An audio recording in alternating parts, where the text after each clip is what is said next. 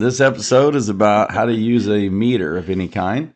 So I appreciate you listening today. On YouTube, you can see us on anywhere you want to listen to. There's different platforms. We're on those too. We're about on everything. I think we're on TikTok and Facebook. We're And on the TikTok. yeah, We're on X or Twitter. there's so many different platforms on it. Y'all understand I didn't know what a podcast was in January. So the fact that we've been doing these this year, I'm like, well, this is okay. There we go. Well, I just figured out. So here's the other thing. So if you're like, hey, you guys sound a lot better the last couple. Yeah, because we learned to use a microphone. Well, we have a different microphone setup for our coaching stuff. Yeah. And then we've tried a couple different versions for the podcast. And Yeah. we ended with this. Then we've had interactive screen stuff we've had to do, and that was a different headset and stuff. So yeah. Those you don't know, we do have a sponsor. We'd like to call our sponsor and say thank you for being part of our podcast. Are you tired today? I am tired today. For those you don't know, I had this is another week. If you've listened to these podcasts, if you're listening to these podcasts, you're like, man, sometimes you sounds half asleep because I am. I travel almost every week, and these. You changed hotels every day for the last 7 days. That's what happens. Getting up at 3 a.m. every day, you're like, and time zones also. So basically what happens is we have allinsafetycoaching.com, the coaching part of it. Yep. One of the ideas is that I do have a headset where people can call in and say, set up a Teams call. And I actually work with them live. Not like a radio show. Yeah. So, but they do it like a Teams call. And I literally talk to multiple plants at one time, but that's a different headset to be able to do that service. Yep. The cool thing about the coaching site is we really work on the detail side of how to really roll this stuff out and do it at your location based on whatever you are manufacturing or doing at your site. And so that answers all of the questions that we don't have time to get to in 20 minutes on this. Right. And then if you got questions on how to, like, a even specific farther question, specific questions beyond that, you can email us, and that's included in the price of membership. Yeah, we had someone a few weeks ago, we had 6 plants on one time from a company, and we went over some sanitation problems. Yeah, so that's the other thing. So we've got the free email-based coaching, and then we also have, if you want to do a live coaching session with us over Zoom with your location and other sister locations, we can do that too. So because meters, for those you listen to the other 2 episodes, we've had stress episodes, meter episodes, EAP episodes, which meters tie into them. We've had hazmat response, which is meters tie into just about everything and everybody we work with, whether it's sanitation, fire departments, my maintenance teams, my food production safety. teams. It affects everybody, and we're like, that's the number one thing we deal with all the time. Yep. So the number one thing that we have errors on is calibration, and we did that last week, and physically using it, which throws it out of calibration. That's correct. The incorrect use throws the calibration off. So, for example, you have a chemical leak at a plant, and you evacuate the plant. If you don't know how to use the meter correctly, did you really evacuate the right level? Yeah. Oh, we're going to release the floor. Did you use the calibration correctly? That would be my dog. She doesn't want to be left out. So if you use the calibration correctly, did the person do the process? Did they have the right training, the way they used it? Did they hold the meter next to them or hold the meter where supposedly the problem was? Was it next to their breathing zone, which is the intent, right? We're trying to measure what their exposure is to the chemical, not what the chemical leak is. Right. I don't care about what's coming out of the pipe or the barrel or whatever. Right. I want to know what they're being exposed to, because that's where the risk is to the human being. Right. So I wear a clip on at my shirt area up top. So that could be like it could be inside the shirt. If it's a button-up shirt, very top of it. Yeah, they usually do like the top button in between the first somewhere, two buttons. or maybe it's a pocket that they have it or something. But it's where they wear it. So I would rather than wear the size. That's correct. If I have a small clip-on meter, I want them to wear it up high in the breathing zone. I do not want to wear it at the hip. If I have a meter that has a hose that measures CO or O2, I don't want that hose, when I'm doing a confined space, actually right at my face. Because every time I breathe, it could set off the meter, which has happened. So when you're talking about using a meter, yes, the same breathing range, but there's different ways you use that meter, or you're going to just be pulling people out of the confined space all day long because you think the meters are going crazy. Yeah. So there's different exhaling. So that's what we have. So then you have different ranges of meters. You can have low end meters or high end meters.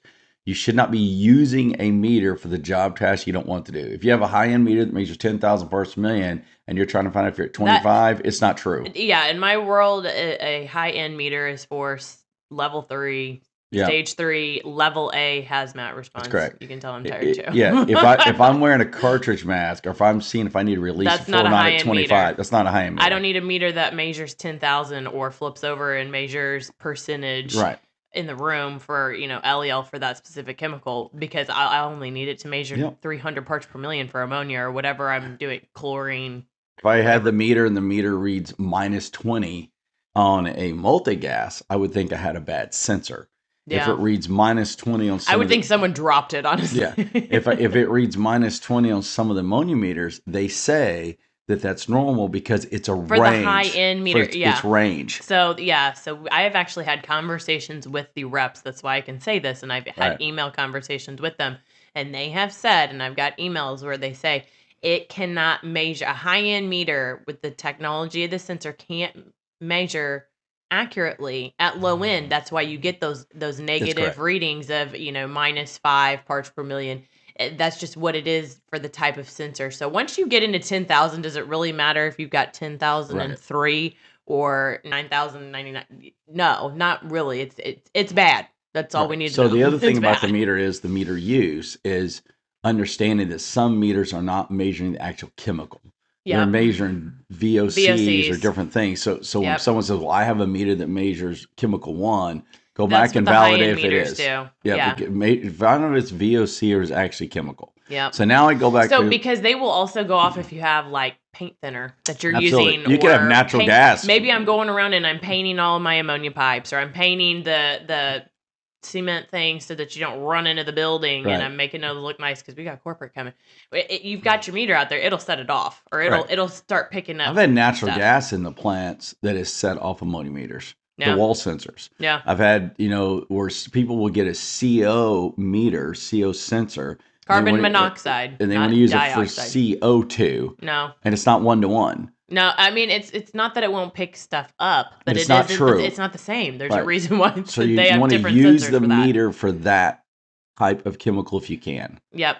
And then you also need to have in your meters, there's a difference between a meter being used in a confined space like CO2, leave the area, Yeah. than a meter being used CO2 in a wall unit during production that's got lots of ventilation and you're fine. Well, and I think the other part of it is where you, if for those stationary meters, where you put them. You're correct. Don't put the stationary meter exactly where the stuff exhausts and there's no humans for another 50 feet. Yeah, I want to know what the human is breathing, because that's what I need to use to measure my PEL and my long-term exposures over the course of their shift. That's correct. So the other thing about the meter is the meter use, they have batteries. Mm-hmm. And I spend a lot of my hours of my life breathing slowly because I get so aggravated the battery dies. I'm like, how's this battery? After everything I went through today, I'm fighting a battery issue. Like get the good batteries. Don't get the ones that you discount. No, the point of it is that there's different kinds of batteries. There's some you plug in, which means now you're using this meter. As you use this meter, all of a sudden the meter does not last because the battery's bad. But it takes 5 hours to recharge it. Well, now you're down 5 hours waiting to charge the battery. Yeah. So that's how it goes there. So and I think the other thing is, like, some of them are plug-in, some of them are actual, regular battery that you can take out too. So you got to kind of decide what you're going to do based on that too. Do you want to manage that or not? Battery packs and all that. Correct. So so managing the battery life at some of my locations, especially in the morning, I get there some mornings and I'm like, okay, well, we're going to do the project 7, find space, plant, training, whatever it is. And we get ready to go and like, well, the meter's not charged. It'll take 3 hours. That could throw your whole day off now. Because now I'm waiting 3 hours for this thing. And like, how did we not charge this yesterday? So it's not also about the battery charging. It's about keeping it charged when you need to use it. If you have a plant, for example, and you say, hey, it smells weird out here. Bring a meter out to check it. And you say, well, the meter's not charged, I can't come out there. You're not supposed to be working in that area. Once the employee complains, you should be like, well, then we need to pause until we get a meter out here. So that meter charging is worth way more than just an hour of charging. Yeah. It could affect your production. It could affect employee exposure. That goes back to how many do you buy? Right. How are you managing them? Where are you keeping them stored at? Because I've seen some stored in trailers or they never get charged. Yeah, because they don't have power to it. Right. So now the use and the storage start to relate back and forth. Yeah. So the way you store that unit and the way you use that unit and where you mount that unit and the exposure. Also, you don't want to have a meter that you say is going to be setting in a room and say it's on because you leave it on for whatever reason, but it's always being exposed to the environments. Well, that could mess up your meter and throw it a little bit off. So, well, and I think that it's going to change your sensor life also, yeah. because there's the point of it's still like filtering Yes. stuff, and so there Still comes taking a readings, point where, basically. yeah, so Yeah. it's not the calibration, it's that sensor, kind of like a APR cartridge. It only has a certain amount of life, and so you may find that if you start doing that and you're not actually using it, it's just there. Right. You may be replacing those sensors more often, which is a cost. And I know that everybody's looking for cost savings, and that might be one. So use of meters. Another thing is, do you have a wall unit or handheld? Well, if a wall unit, a lot of people will say, like in a compressor room, they'll put one up where the exhaust fans are, and that's fine. But I also like to have one low where I'm walking. Now, I'm not saying the exhaust fan was not important, whether it be regulatory standards or industry standards or exhaust. Great. I'm also talking about I'm doing daily work in there. And if I'm doing daily work, I like to have one low. This shows what I'm being exposed to daily. The intention, we can't get lost in the weeds. That the intent of why we have so many sensors is I want to know what my employees are being exposed to, and if they're at risk, and I need to either add more ventilation, change the air changes in a Correct. room. I need to, maybe do some engineering fixes Right. if I've got leaks, or I need to, put a mask on them, have Yeah. some respiratory protection. That's my number one way I'm going to look at that, in addition to maybe an IH survey. Right. But So you can have a nitrogen injecting system and it ejects into like mixer blenders where you're going to have a certain amount of CO2 or nitrogen, whatever system you use, that's not going to go in the unit. So Yeah. the amount of exhaust and the amount of volume you need to pull, you may have a wall unit to make sure the air's doing, including when the machine's not running right. It's a detector show you the machine's starting to have a problem because it's not pulling the air that it should. Well, and that's the thing, because if I have too intensive ventilation to pull that gas out of that unit, I'm also starting to pull product, and now I've got some issues with product being thrown and food safety issues and pest control issues based on how aggressive that ventilation is, right? It can be and where the ventilation is It can be going. the smoke of the ventilation. You'll have sometimes you'll have people will have sensors on different air units on roofs, for example, and they'll put a sensor in for use on one unit, but maybe not another. But it's about the risk. It's about the exposure. Yeah. Now, how was another way to manage it? If I have people who I'm flat out say on this podcast, if you work in rendering or H2S or a wastewater area, get a clip-on meter. Just have because one. that if you work in refrigeration, get a clip-on ammonia meter. Because what you can do then is you can be your mobile. So there's a wall unit, then there's a handheld for problems, and then there's a work product mobile unit. And I like using the work product one if they're mobile because I can't always guarantee when the exposure is changing. It may be air or wind or fans or anything. Chemical injection in the stage that it is and breaking down when I inject chemicals into certain processes, the breakdown process can have off gases. Yeah. And so, based on where the product is, when that part of the process chemical reaction chain happens, I may or may not have a sensor there. Correct. Yeah, and I may say, this particular product or this particular chemical, the sign and symptoms is you're tired. Well, everybody, who isn't? I'm half asleep, it feels like some days. And then the other side of it is you may have a headache. Well, if you do time zone changes like I did and just change the air and the time zone's bad, I have a headache. So that means I'm not exposed by the chemical? I just coached 14 little girls in soccer. Yeah. I have a headache. Yeah. So she was chemically exposed. Like, I don't know. Maybe we need a meter for that. But the point of it is that a PSA. Thank you to all of the volunteers and our teachers. Yes. All right. So anyway, the point of it is that when you're using a meter, they do have a function, but you need to evaluate the way you're going to use it and the reason you're using it. And it may go back to the other episodes and change what you buy and change the way you calibrate based on the way you use. Because the whole goal of any of these meters is in-use injury reduction. Yep. In-use risk reduction. Yep. So it's got to meet that. It's not how much of the product I'm using. It's how much of the product is escaping and my employees are being exposed to whatever that is. Whatever it is. Yeah.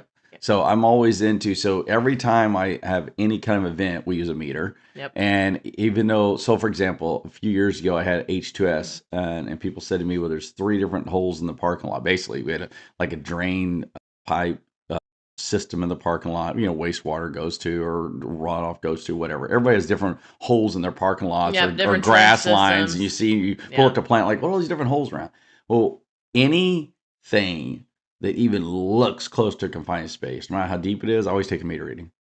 Oh yeah, you have no idea what crawled in there. But people will tell you so much of my life. Well, it's only in the parking lot. I'm like, yeah, but you don't know. You have no idea what's what's in there. going on there. Well, No. and like, so I've seen where you'll have a trench drain at the back of some of the docks, Sure. and whatever's in the back of that truck when it gets loaded up, Sure. it can run out into And that rot. trench drain And rot. Yeah, or if it's chemicals or whatever, absolutely. it rolls out of the back of that truck, and I don't know what that is, and then that's connected to other pits in the parking lot. Right.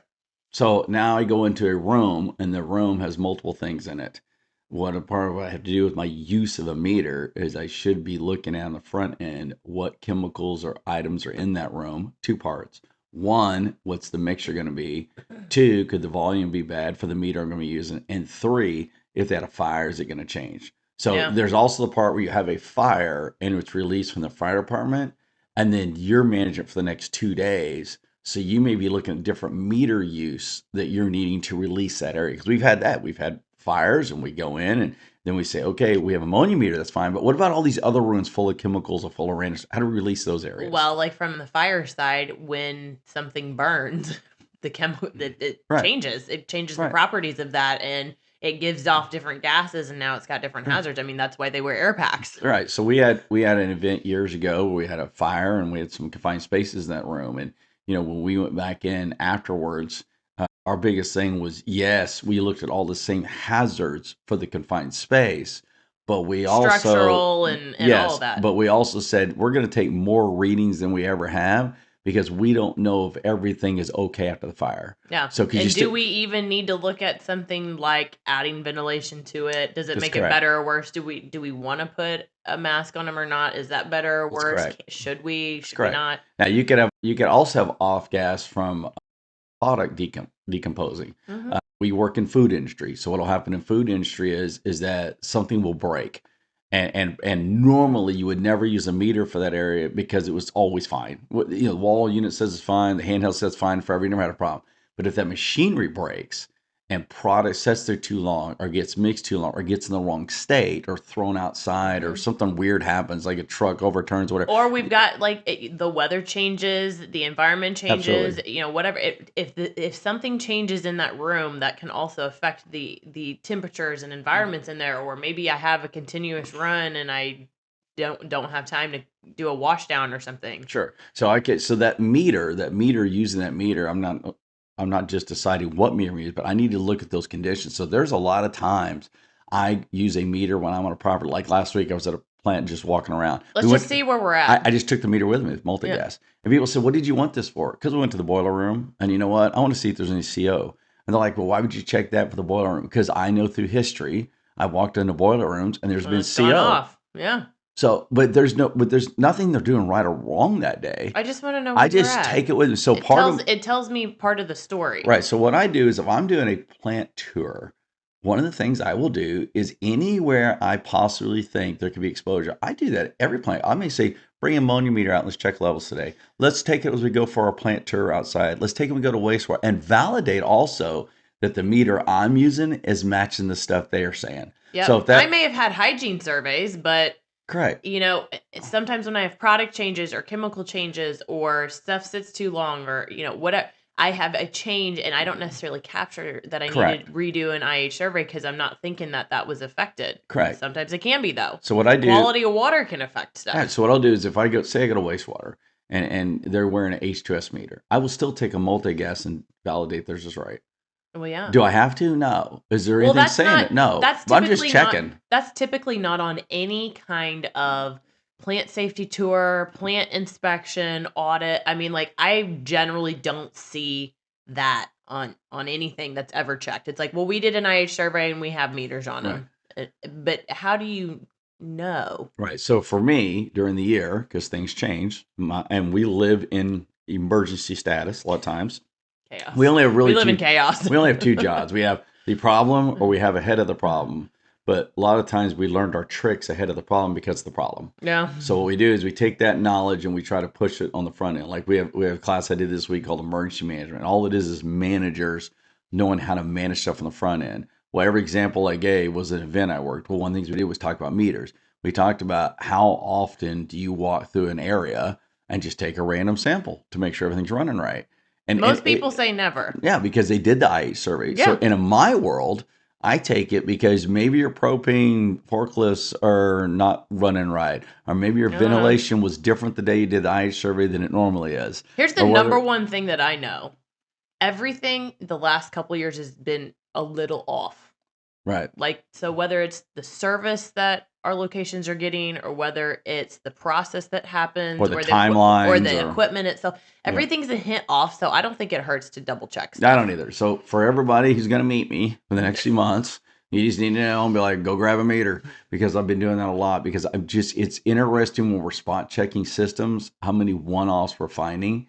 Well, I tried to do an entry into a mixer blender a while back, and there was no CO2 injection in that room. Right.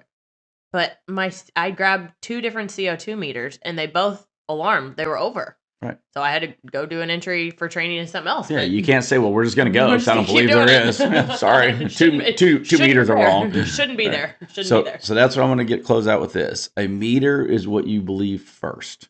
If you don't believe in that meter, you get another one.